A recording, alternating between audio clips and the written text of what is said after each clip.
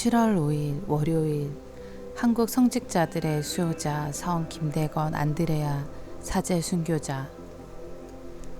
한국인 최초의 사제로서 한국 성직자들의 수호자인 성 김대건 안드레아 신부는 1821년 충남 솔매에서 아버지 김재준 이냐시오와 어머니 고 우르슬라 사이에 태어났다. 양반 가문이었으나 천주교 신자라는 이유로 1801년 신유 박해 때 집안이 몰락하였다. 김대건은 16살인 1836년 사제가 되고자 최양업 토마스와 최방제 프란치스코와 함께 마카오로 유학길을 떠났다. 1844년 부제품을 받은 그는 선교사제의 입국을 돕고자 잠시 귀국하였다가 다시 중국으로 건너가 1845년 8월 17일 상하이의 진자샹 성당에서 사제품을 받았다. 고국에 돌아온 김대건 신부는 서해 해로를 통한 선교사제의 입국 통로를 개척하려다가 1846년 6월에 체포되어 여러 차례 문초를 받고 9월 16일 한강 세남터에서 순교하였다.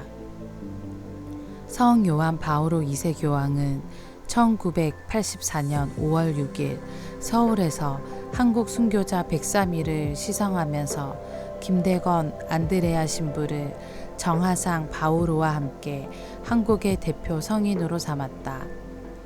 한국교회는 순교자 현양을 위하여 과거 대축일이었던 7월 5일에 성대하게 신신미사를 드리기로 하였다. 본기도. 하느님, 올바른 신앙을 전파하다가 순교한 복된 김대건 안드레아 사제에게 월계관을 씌워주셨으니 그의 전구를 들으시고 저희도 뜨거운 사랑으로 복음을 실천하여 교회 발전에 이바지하게 하소서. 성부와 성령과. 말씀의 초대. 지카르야는 주님의 계명을 어기는 이들을 책망하다가 주님의 집들에서 사람들의 돌에 맞아 죽는다. 바오로 사도는 믿음 덕분에 환난도 자랑으로 여긴다고 한다. 예수님께서는 당신 이름 때문에 모든 사람에게 미움을 받을 것이나 끝까지 견디는 이는 구원을 받을 것이라고 하신다. 제1독서. 너희는 성소와 제단 사이에서 지카르야를 살해하였다. 역대기 학원의 말씀입니다. 그 무렵 요아스 임금과 유다의 대신들은 주 저희 조상들의 하느님을 집을 저버리고 아세라 목상과 다른 우상들을 섬겼다. 이제 때문에 유다와 예루살렘에 진노가 내렸다.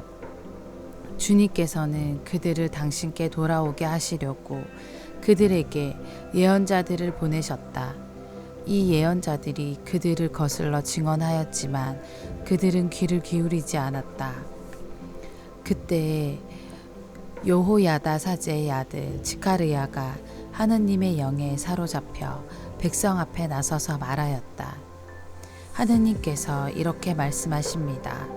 너희는 어찌하여 주님의 계명을 어기느냐.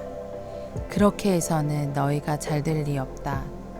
너희가 주님을 저버렸으니 주님도 너희를 저버렸다.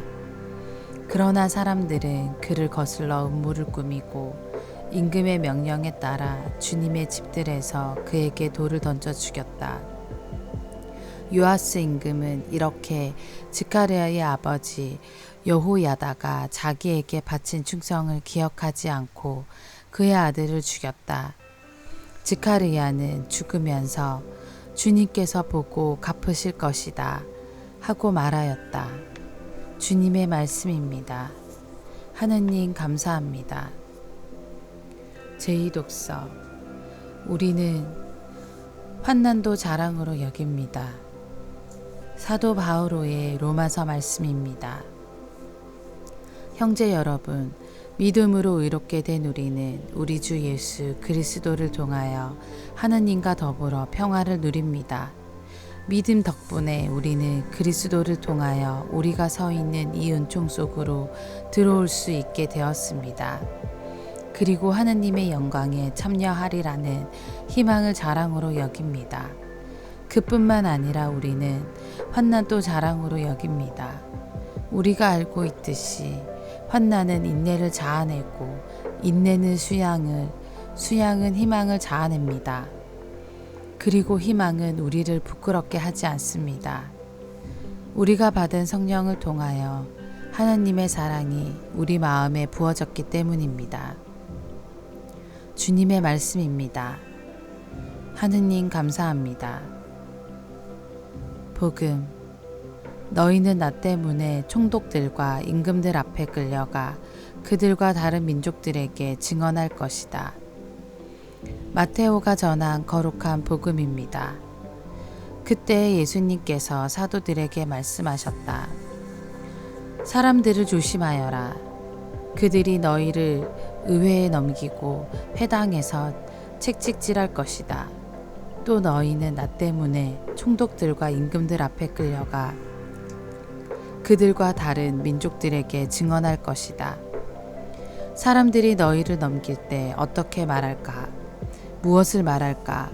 걱정하지 마라. 너희가 무엇을 말해야 할지 그때에 너희에게 일러주실 것이다. 사실 말하는 이는 너희가 아니라 너희 안에서 말씀하시는 아버지의 영이시다. 형제가 형제를 넘겨 죽게 하고 아버지가 자식을 그렇게 하며 자식들도 부모를 거슬러 일어나 죽게 할 것이다. 그리고 너희는 내 이름 때문에 모든 사람에게 미움을 받을 것이다. 그러나 끝까지 견디는 이는 구원을 받을 것이다. 주님의 말씀입니다. 그리스도님 찬미합니다. 오늘의 묵상. 가끔 삶의 길을 잃고 헤맬 때가 있습니다.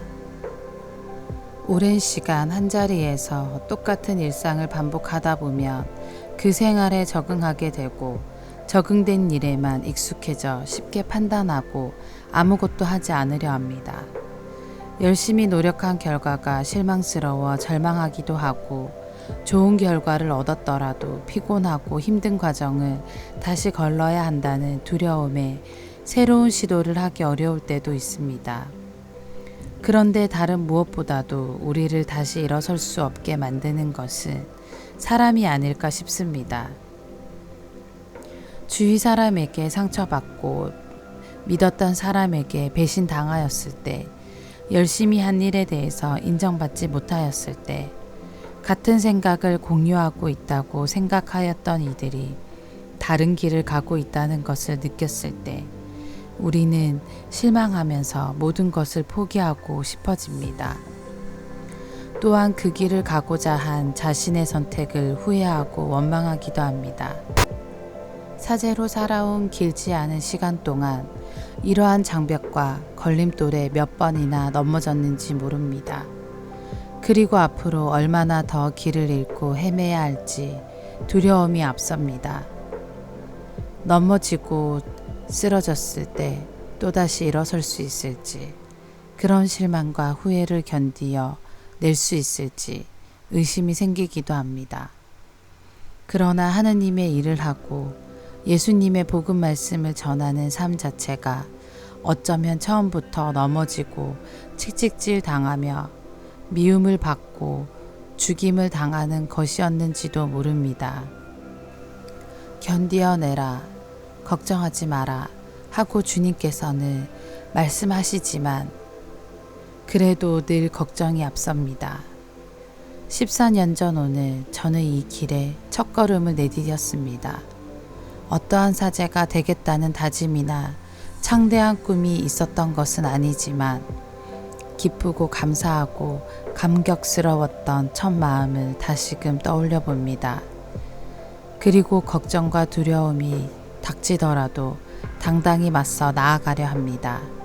견디기 쉽지 않을 때마다 첫 마음을 기억하며 예수님께서 함께 해 주시기를 기도합니다. 여러분도 여러분의 첫 마음으로 삶의 어려움을 견디어 내십시오. 그러면 구원을 받을 것입니다. 아멘.